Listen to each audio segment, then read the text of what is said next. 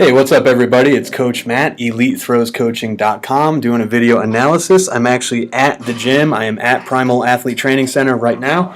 So if you hear any really loud banging music, bars dropping, deadlifts, all any of that stuff, that's why you're hearing it. So we are taking a look at, I believe, I'm horrible with names and I'm sorry, but I believe it's Imane. Imane, and it looks like we're coming from France today because the email was outlook.fr, which I believe is France. So we're going to be taking a look at a discus throw. Now, she had hit me up here on Instagram, found us through the Elite Throws Coaching Instagram page, and had asked to do a video analysis, emailed it right to me, and we're doing a free one. So here we go. She had sent 3 videos. I think this is the one that best kind of highlights and illustrates what's going on to kind of give an idea of all of her throws. It wraps it up pretty good.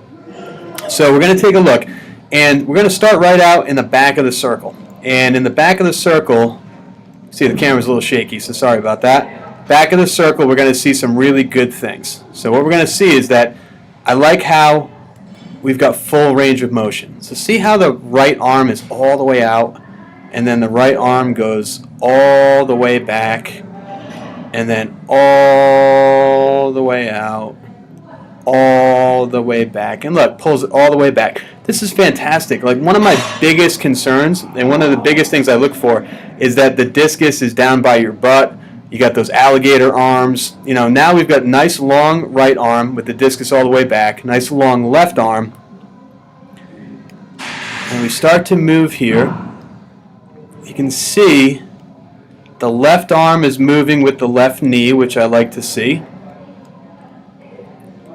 You do a pretty good job getting off that right foot. You see the discus, it's a little bit lower than it was. It could be up a little bit higher, but you're doing a really good job of keeping the discus behind the hip. And right here is where my big thing starts to go. If you notice from this position here, you look kind of like a sprinter, like you're going to run down the middle of that circle.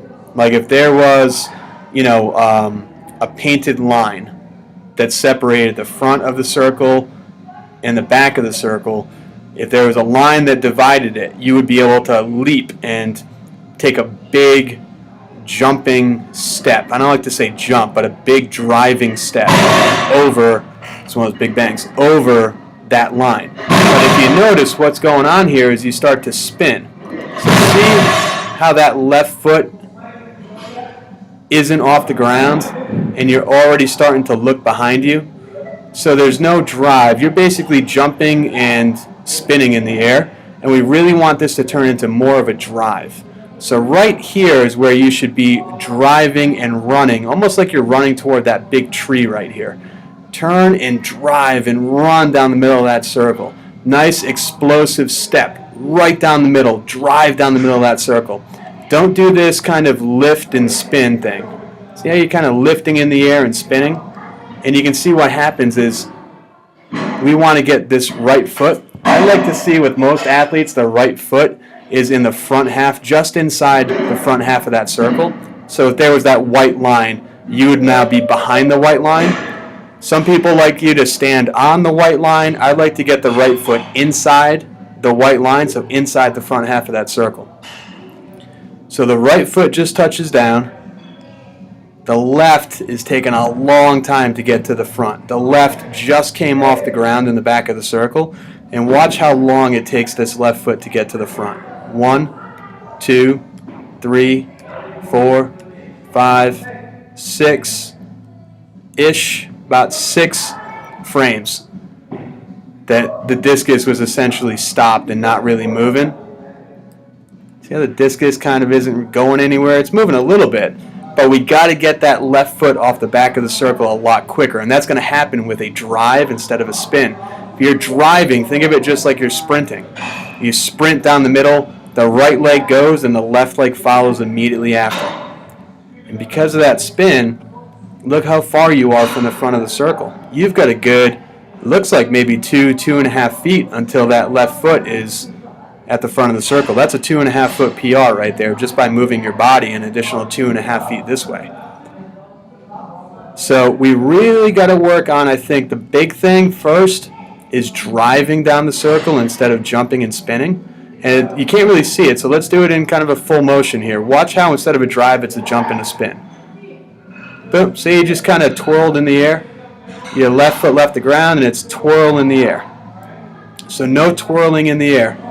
And the other thing, once you do start to drive, you got to drive and bring this left foot to the front of the circle in a nice straight line. Get rid of this big twirl with the left foot. See how it's high in the air and it's making like a letter C shape to get to the front of the circle? Make it a straight line and actually drive through and drive and get that left foot down in the front of the circle. From here, we got kind of a bad heel-toe position. You know, I think that will improve once it becomes a drive. You're going to get that left foot down in a better position. And what that does is it causes you to kind of jump and throw. You can't get your hips all the way around. It's a jump and throw and a little bit down the right sector as well. I think we're trying to go this way, and you're throwing down the right sector this way.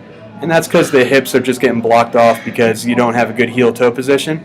The toe of your left foot should be in line with the heel of your right foot. So that's some stuff to work on right there. I would definitely say work on the drive out of the back first. So that's number one. Right here, drive across that circle.